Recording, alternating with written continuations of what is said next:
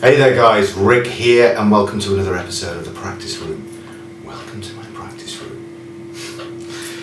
Okay, today we're going to be doing another Let's Jam.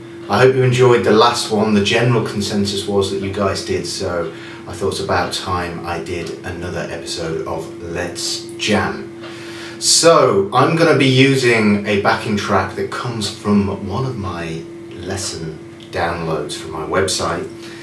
And it is from one of the first ones that I ever did, static chord soloing, and it's a static groove, a very sleazy, dirty groove which I like, in A Dorian. So there's lots of room here to be creative. You know, the chords don't change, but you can infer various different chord progressions over a static groove.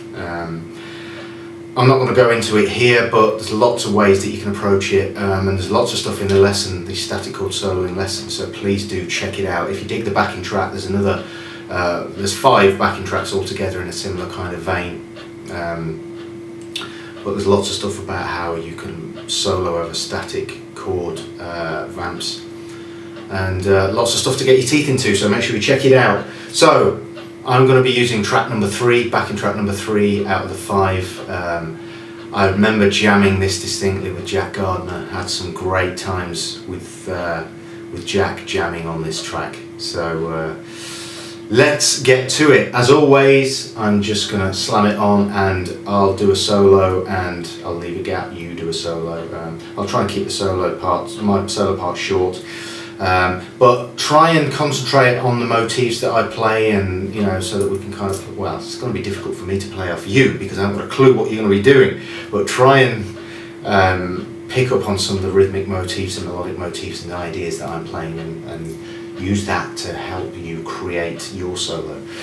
So let's do it. As always, no editing is allowed in the practice room, so we're going to go straight to it. So A Dorian, let's do it.